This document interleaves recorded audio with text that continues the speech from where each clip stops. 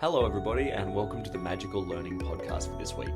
The Magical Learning Podcast is a podcast that takes a lighthearted look at topics that involve business and life and pretty serious topics, but we like to have a bit of fun with it. And today is definitely no different. We are talking to Robert Bihar about being more resourceful with your budget. This is a really important conversation. I think we all took a lot of notes away, and Robert is so fun how he talks about budgets and everything. I can't recommend this conversation enough. If you're feeling a bit, cost of living is kind of getting you sort of a bit down, this is a great conversation. So enjoy, and as always, everybody, have a magical week. Hello, everybody, and welcome to the Magical Learning Podcast for this week. If you're a keen-eyed listener, you'll see that we have a guest, and we'll get to them shortly. But first, let's check in with the regular team, see what's going on. Al, you were first on the call. So, Al, what's been going on? How's forklift life? Everything froze there for a minute, Jez, but I assumed you've asked me how my week has been going. And yeah, it's been fantastic. I just did my first 2 days training at a centre, like a RTO training for the crane industry, which was very exciting and a little bit sort of daunting. One thing that I love was Danette said to me that the expert is not necessarily the best trainer. And I realised when I became the trainer, I related to the guys in the room, like when we were talking about some of the things we lift our gear in, stillages and things like coffin boxes, which when I was the guy in the classroom, I wasn't putting my hand up to ask a silly question, but I could tell these guys hadn't heard of those things before. And for anybody wondering, a coffin box is just a big long box that kind of looks like a coffin that we put fragile things in to lift. Nice, thanks for that, Al. Sorry, my internet's a little choppy. Let's jump into John. John, how are you going this week? It's good to have you on. Yeah, thank you. It's good to be here. Hey, Robert and all. Look, it's been a slow week. I've just spent the last half hour dumpster diving. We're getting some renos done and had to get door handles off a door that were at the bottom of a dumpster. So that's been entertaining me for part of today. Wow, John, that's good commitment. It's always interesting hearing these stories. Did you get the handles off? Yes, I got the door out, the handles off. I think the boss will be happy, and that's all I care about. Well, fantastic. Great to have you on, John. And we look forward to hearing more about this in coming weeks. You're not interested, though. No, because painting will follow. That's true. No rest for the wicked, John. Danette, how's your week going? Yeah, my week's been really good, Jez. I've been in Canberra most of the week, and before that, we now have a 4-foot goanna that seems to have decided that Sunnyside is home. So it's been hanging around, and Jez is working on a video, so we will be able to share that with our viewers. For those who have not seen a goanna. And the day before the goanna, I saw a little baby hare, which was about this big, and I just went to water my garden as I came in, and I scared it. So it's hanging around too, which is awesome. Let's hope they don't run into each other, I think. Might be bad news for the rabbit, the hare there. Well, that's great, Danette. And Robert, our guest Robert Bihar, how are you going this week? Yeah, hi, Jez. Hi, everyone. Had a good week. So I'm on the road next week, travelling up to Brisbane. So this week I've just enjoyed being around home, spending time with the family, doing a bit of reading. So I'm reading a book by Dr. Amy Edmondson called The Right Kind of Wrong, which I've really enjoyed. So got my head in books this week, which is always a good thing. Very much so. And for keen-eyed viewers, they'll notice a lot of books behind you, Robert. It's Yes. Clearly a passion. It is, not just with me, but the whole family. So we're definitely a book family. Fantastic. Well, it's that's great. We're the same way here at Magical, and you can see a little bit of a library behind me here as well. But yeah, so Robert, I guess before we really get into the topic today, which I'm super excited to jump into, do you want to tell us a little bit about yourself for people who might be being introduced to you for the first time here today? Yeah, sure. So my background is in financial control in business, and I work with people who own a budget but aren't necessarily financially literate. So what I do is I help them understand what their budget is all about. I reckon finance and budgets are more about questions than numbers. And in particular, what are the questions that we can ask that get us looking behind our budget numbers? Because I reckon this is where literacy lives. And what really lights me up is when people can find an opportunity in a situation where there doesn't seem to be any. So when I work with budget owners, my focus is on, how can they be more resourceful with the budgets they have? Because that's quite a challenge for them. And in particular, how can they do more with what they have and in a way that doesn't alienate their staff? And that's where I want all my clients to be. Amazing. Yeah, that's great. And I think it's a great thing to work on and work with people for. I think it's a great thing. And so, Robert, I was just saying before we got on the call, I think we're almost at episode 200, and I don't think we've done any that have the word even budget in the title. So I think it's a really important conversation. So I guess before we jump right into the questions, my question for you is, how did you pick the topic, which is today, being more resourceful with your budget? Yeah, sure. I guess if I can go back to how it all started, and I've always loved numbers, and I know that not everyone does, but for me, I can just remember from an early age loving numbers, and I was the guy that, when we were playing backyard cricket, I was the guy that was keeping score.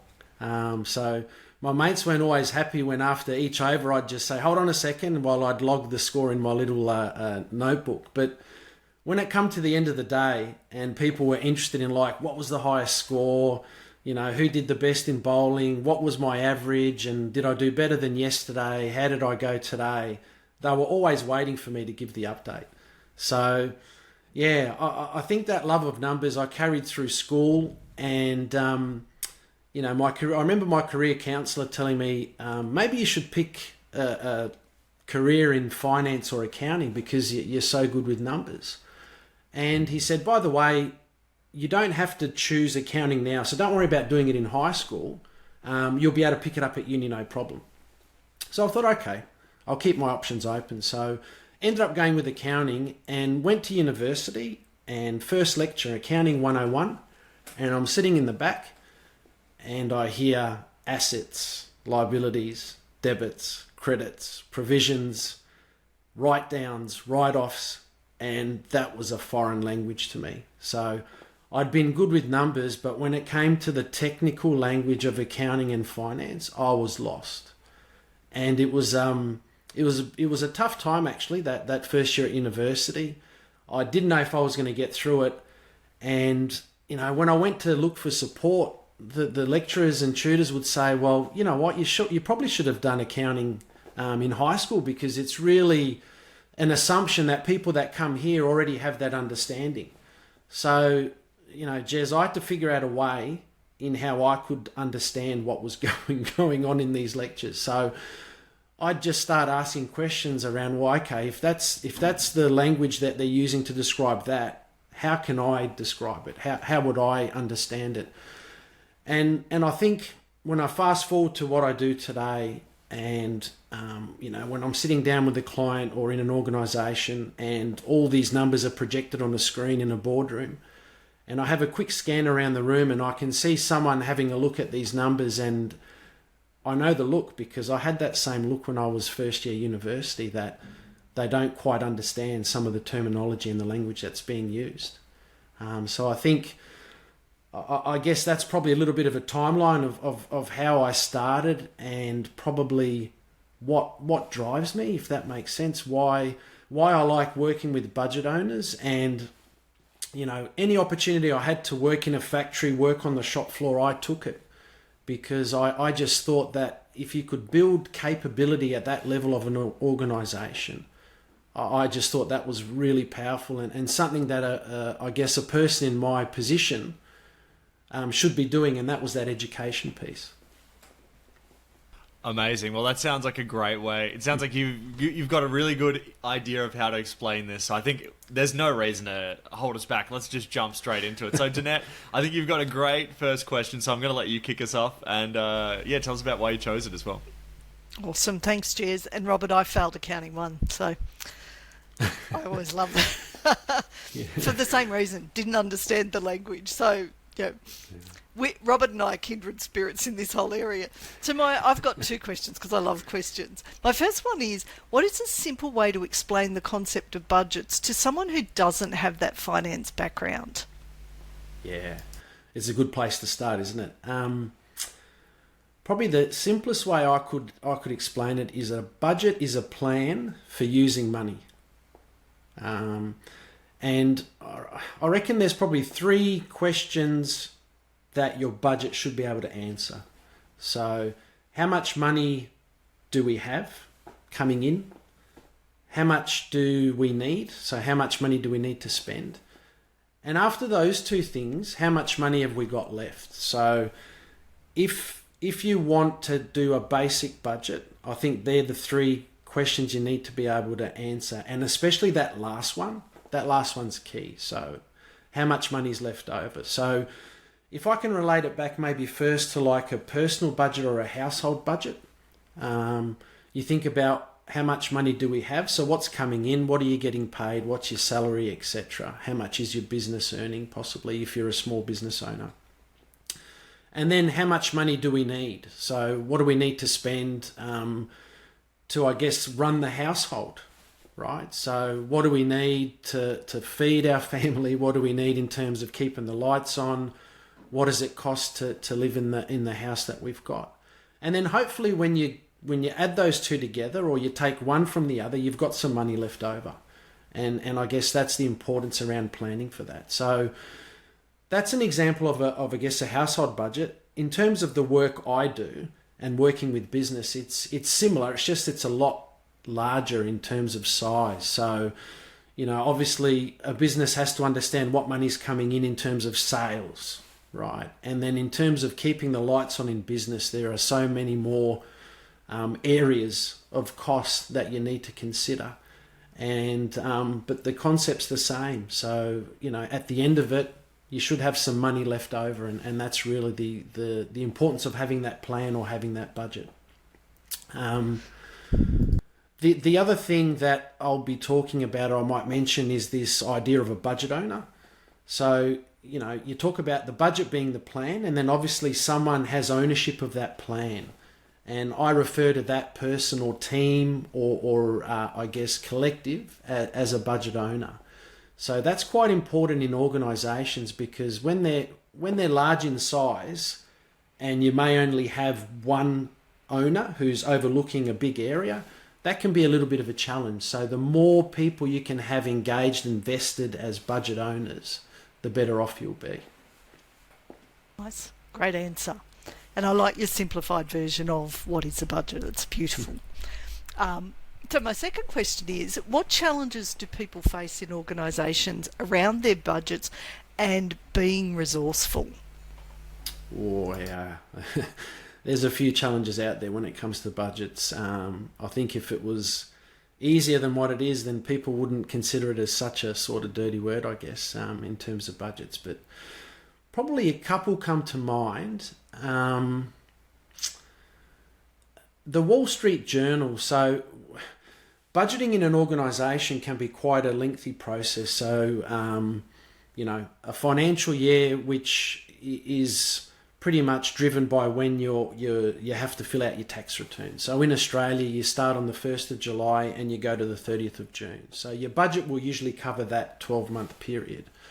And even though your budget starts in July, you may be looking at it as early as now. So you might be doing it in March or February. So one of the challenges will be that when you go to look at it now, in terms of what's happening around your company, what's happening in the economy, etc., things might change pretty quickly by the time you get to 1st of July. In fact, I remember reading something like the Wall Street Journal did like a study of companies around their budgets. And, 60% of those companies said that the budget that they'd put together was pretty much obsolete by the time they got to the end of month 3 in terms of their financial year. So if you're a budget owner and you put all this effort into understanding your budget and doing a budget, but by the time you get to the end of the 3rd month, it's sort of obsolete or irrelevant, that's quite a challenge in terms of, well, what do I need to do? What do I need to understand what can I control, and how do I go about refreshing that budget or updating it? And that's quite a big challenge, I think, for budget owners. Another one that comes to mind is that even when you put all this effort into putting a budget together and it gets reviewed by management, etc., the review may be as simple as, okay, so last year you had, say, $10 million for your budget, and we're actually going to give you the same amount this year, right? So you might hear people say that their budgets were frozen or there was a budget freeze. What that means is that there's no extra funding available. So even if, like, say, current day, there's a lot of talk about inflation and CPI. So if your costs are going up by 5%, but you're still getting the same amount of money to be able to spend, then you've obviously got quite a challenge. And I reckon this idea of being resourceful, this is where it becomes quite a critical point. So if you get to understand what's in your budget and you can remove the noise, so the stuff that you can't control, you just have to explain that and let people know. But then what you can control around, your resources, are you putting your resources in the right areas? Are you spending your money wisely? Are you getting value for every dollar that you spend? Because resourcefulness is really around, you're not going to get any extra budget. So what can you do now? Or how can you do things differently so that you can achieve your plan without having to go and ask for extra funding, because you're more than likely you're not going to get it. Great answer. Thanks, Robert. Amazing, Robert. Well, this is good. I've already been taking a bunch of notes, so I'm loving this so far. Let's jump into Alan. Alan, what was your question? Tell us about why you chose it. Robert, I guess my question relates to small business owners, family businesses where we're great at running the business, but maybe don't have those budget skills coming to us naturally. And my question is, what are some of the consequences of not putting much effort into our budgets, and what are some of the benefits we could get from our budget to make this effort more worthwhile? Okay.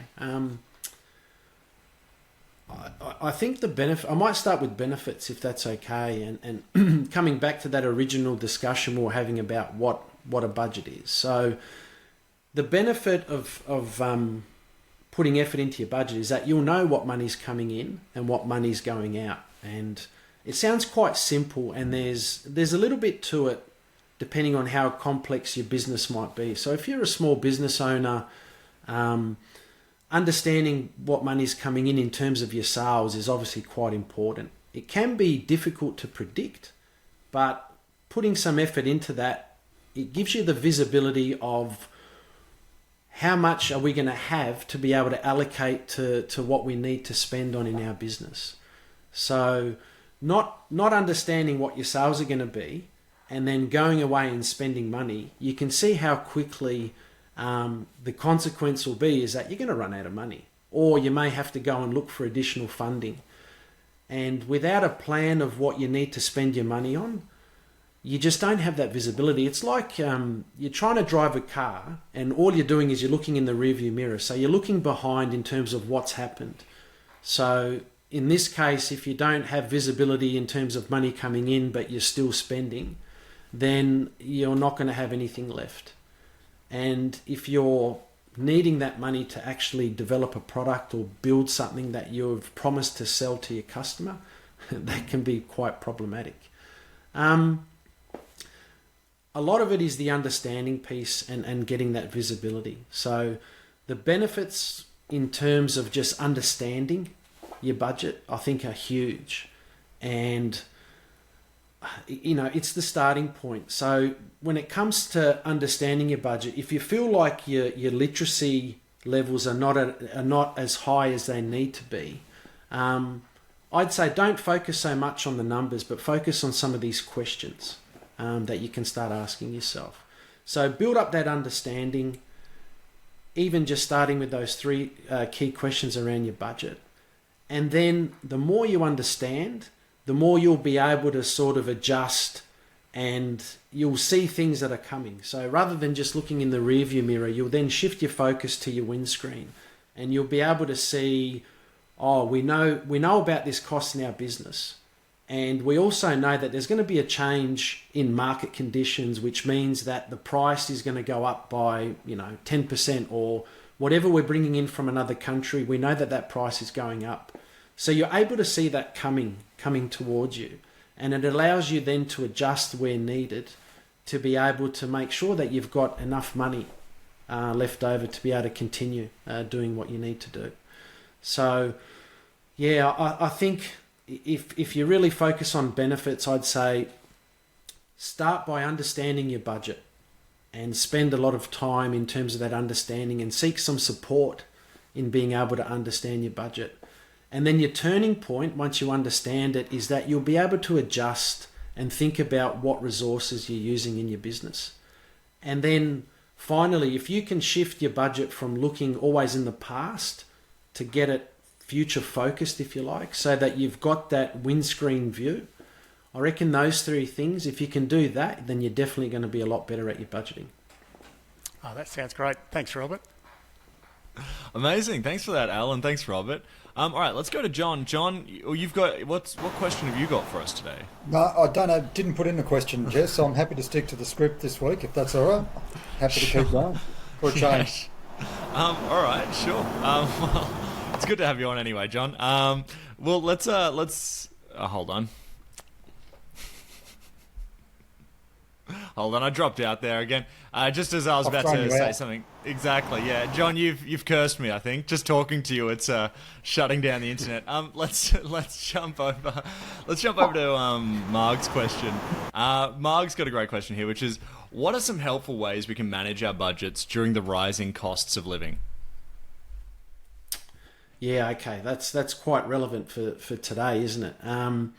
So, okay, understanding what does that rising cost of living mean to your budget? So if you've got that visibility around what money is going out in terms of what you need. So if we simplify it to a household budget, for example, so, your cost of groceries, your cost of electricity, your cost of energy, if they're going up in price, what does that mean to how much money will be left? So you may have what's called discretionary spend, or the nice to have things. So, let's say going out, enjoying dinner, movies, going for holidays, etc. That can all be done when your budget's working for you. But when something is out of whack, or if there's an adjustment, so the cost of living, then you may have to look at what you're spending your money on and prioritize it, right? So some of the questions to ask to get behind those budget numbers would be, okay, what's going up and by how much? And it's always good to try and calculate it or get an understanding of what it means for maybe a year, right? Having that forward view. So not just thinking about, it's going up so much every week. Rather than that, try and understand what it means for you for a year, because then it'll give you a feel for, do I need to maybe give up something which we don't need, for example? So that priority question. And, if I bring that to a business context as well, some of the questions around priority would be not just what it's costing, but, some of those things are an investment. So you can be spending money on things, and let's call it like a good cost or a bad cost. So if you're spending something on an item or something in your business and you're not getting anything in return for it, there's no value that you're seeing from it, then really that's a bad cost. So it's like you're wasting money. You could be spending it on something else. So when you've got rising costs, it's really important to understand what the effect is in terms of your budget. How much has your budget increased on one side, and what do you need to do to prioritize some of your spending so that you can maintain things, you can spend money on what you need, and then you're not wasting it on something that you're really not getting any value from. Amazing. Thanks for that. That's I've just jotted down a bunch of notes there, I think. But let's jump into Graham's question here. So this was a really interesting question as well, which was, Graham's asked, budget managers typically feel they're under a lot of pressure to deliver. What's one effective strategy they can implement to shift out of a stress state so they can be more resourceful? Yeah, okay. Budget managers, stress state. Yeah, definitely. I think about an organisation that I worked with recently, and when they called me in, they were $1 million or a little bit over. So let's just call it $1 million over budget after 3 months. So this was pretty much not even halfway through their year, and they were getting budget report updates every month. And this report, when they showed me, it just had 100 numbers on it, and multiple line items, etc. So they were getting an update once a month. They pretty much couldn't read the report, and then the challenge for them was, well, okay, you're over. You need to be able to explain why, and by the way, we need an answer by tomorrow. So they were in a stressed state, definitely. It got to the stage where every month this report would come in and things weren't changing because they weren't doing anything different. They didn't know what they could do. It got to the stage where they were being told, if you don't hit your budget next month, then we're going to have to do something about it for you. So they were in quite a stressed state when they called me in. So what you need to be able to do is obviously not being able to read your budget report straight away. You don't have visibility on your situation. You don't know what you can focus on. So what we did was set up a simple, I call it like a tracking system, if you like, where they could just sit down weekly and they could focus on what they controlled, right? So don't look at 100 numbers on your report. Focus on the things you can control, and let's narrow it down even further. Let's pick your top 3. Okay. So then each week they would have a look at these top 3 costs for them in their budget, and we set up an agenda. So rather than trying to explain everything and provide, detailed analysis, we had an agenda that went something like this. So for those top 3 cost items, where are you now? So how are you tracking so far for the month?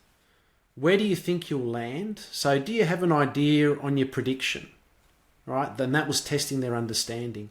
And what's changed from the last week when we caught up and asked those same 3 questions? And we just simplified it all for them. So the fact that they were having regular touch points, so every week they had data that they could look at, it was simplified, and it was really, the onus was on them to try and understand what's changed, what's moved. And those questions were getting them to look behind the budget numbers. So the focus was away from, wow, we're this much over, we're in trouble, how can we explain that? Don't start there. Don't start there, because that's what's driving your stress state. Instead, let's simplify and start with, well, last week it was this week it's moved. Let's just understand that movement. So what's happened in the last week? And they were able to relate the numbers back to what was happening on the shop floor, if you like. And I think in terms of Graham's question around that strategy piece, I reckon if there's one thing you can do, it's how can I get the budget owner, or as a budget owner, how can I relate to this data, right? Because I'm trying to do things on the shop floor. If the data's not showing any progress with what we're doing, then I need another way that I can look at it. So waiting for that monthly report to come out just wasn't working. It's not a regular touch point. It had too much data on it. They didn't know where to focus on and they couldn't relate to it. So, it's quite a common challenge when you talk about budget managers, because a lot of them will say they can't control costs, they can't explain why, and they can't predict with any level of confidence. So by putting in this weekly, like a simple weekly tracking system, we really wanted to try and address those 3 key challenges. And, as time progressed, they weren't able to pull back that $1 million. That was quite a big, I guess, deficit to be starting with. But they built their understanding in their budget to such a level where they were able to start saying, okay, do we need to act on anything this week? And if the answer was yes, then the question was more around, okay, where are our resources being placed at the moment? What are they focusing on in the next week? Is that the right area to be focusing on, given what's just happened in the last week? So then it was more about managing resources and being resourceful, as opposed to having to try and explain a budget report with 100 numbers on it. Yeah, that's a great tactic there, and I think it's just turning it just weekly, and that making things a little more manageable that's a great hint there. I've just jotted down. I'm going to jump into Kanika's question because I quite liked this as well, which is, what are good ways to budget when there is a surplus so that times of less cash flow are a bit easier? Yeah, I like that question. There always tends to be more of a budget focus when times are tough or things aren't going well. But I reckon the risk when things are going really well is higher to overspend, if you like. So I reckon, coming back to budget questions, I reckon even for personal budgets as well as organisations, when it comes to understanding what you should be spending on, you can either focus on your budget or you can focus on what people call like conscious spending. So what I mean by conscious spending is that before you go and make a commitment to do something with your money, you're asking yourself things like, is this really the right thing to do for me, for the household, or for the business? What value are we going to get from this spend? So you look at it more from a trade-off perspective. So just because we're going to spend money on this thing, it doesn't mean that we can just go out then and spend some more money on something else. So you're trying to really make sure that you're doing the right thing with your spend. You're spending it in the right areas. If your focus was just on a budget, right, you'd be saying things like, do we have any budget left? And even in some organisations, as they get close to the end of a financial year, budget managers are being told, you better use your budget or you're going to lose it. And that's just, having that kind of a principle can just lead to some bad behaviours, if you like. So the onus will be on, we better spend it because we're not going to get it next year. And the consciousness around what you spend that money on isn't going to be as strong. So I guess what this question's got me thinking about is that the more the surplus, the easier it would be to just say, okay, we'll just add that on top of what we've spent already because, hey, times are good. What happens if you don't start putting money away? So if you're not facing your budget to the future and thinking, you know what, in 3 years' time, we know that we're going to have to go around the plant or go around the factory or go around the business and we're going to have to refurbish. We're going to have to replace.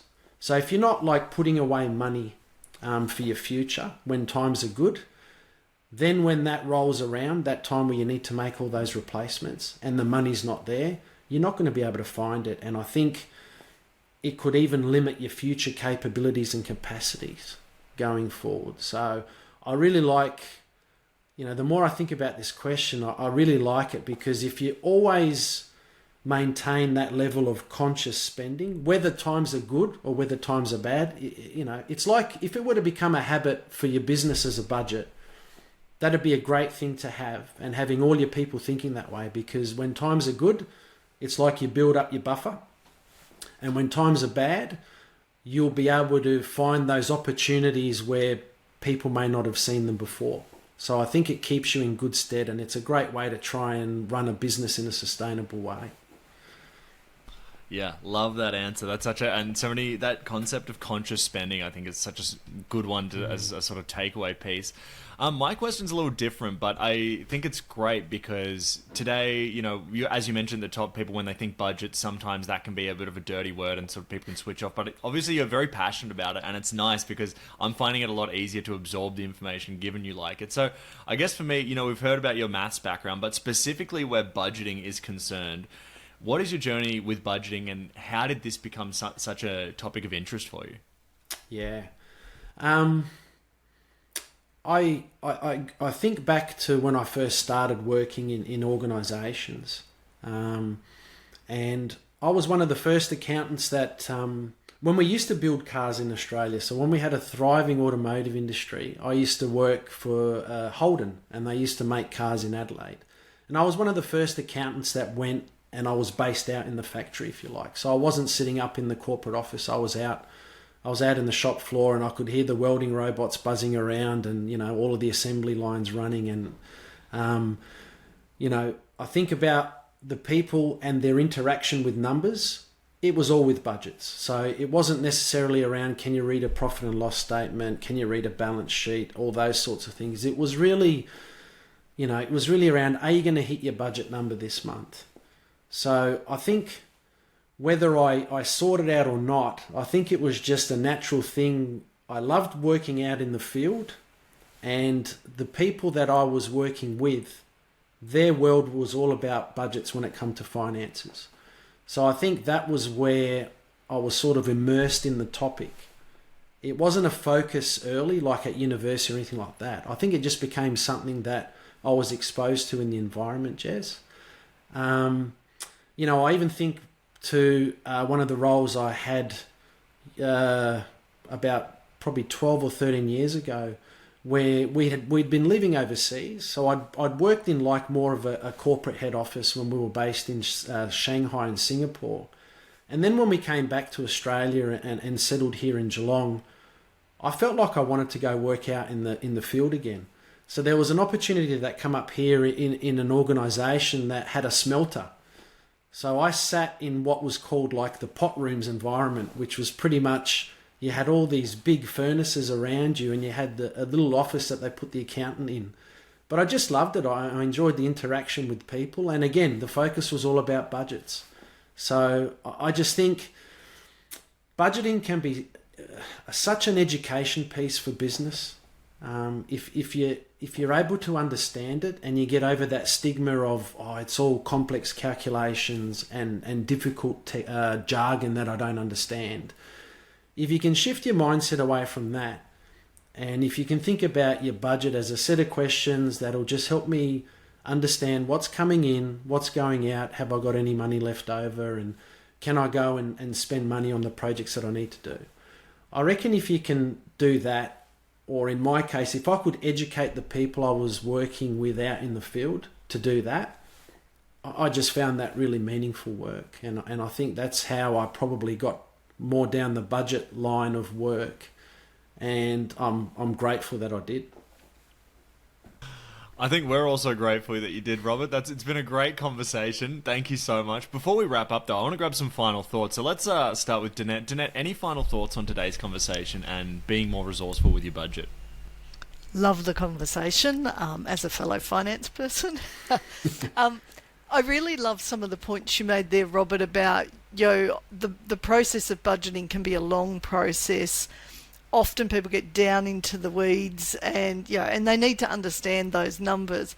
But I really like let's understand it weekly. Let's just look at the top 3 and start to see those movements and understand that in our brains, coming back to the numbers. So love those insights. Terrific interview. Thank you so much.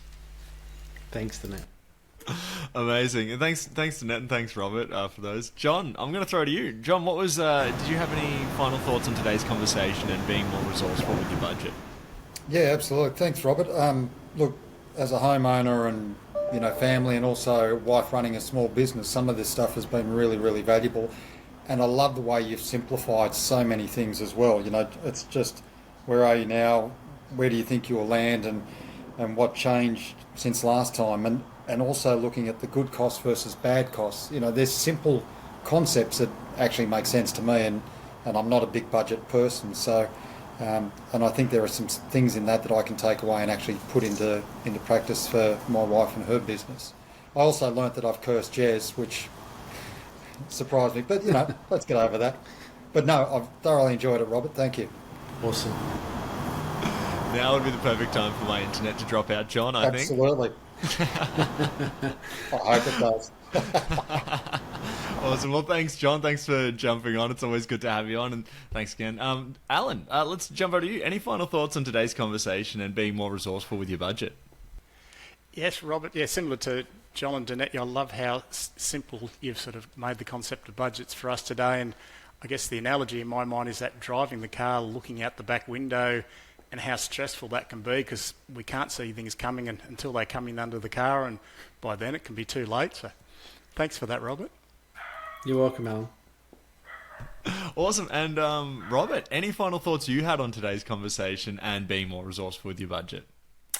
Oh, look, I'd just like to say thank you. It's really been an enjoyable conversation. The questions that were asked, I think were, I obviously love curiosity and questions. So the questions that were asked were really thoughtful, and I think for the audience, they'll hopefully be able to relate to those questions and some of the answers as well. I've loved it. It's been a great conversation. Thank you. Amazing. We've loved it as well. Now, Robert, before we go, I'm sure a lot of people like us have heard this. They've gone, you know what? I need my budget simplified. For me, I need some hints from Robert. So you've got a newsletter. People can connect with you on LinkedIn, and you've got a workshop. Do you want to tell us a little bit about each of those before we go? Yeah, sure. So I do a fortnightly newsletter. I write it for people that own a budget. So pretty much if you own a budget in an organisation, I'd love for you to subscribe to my newsletter. I've got what I do is I have one finance or budget tip, and then I also have a sporting stat. So I couldn't quite let go of those statistics in the backyard cricket, so I try and bring that into my newsletter in a bit of a fun way as well.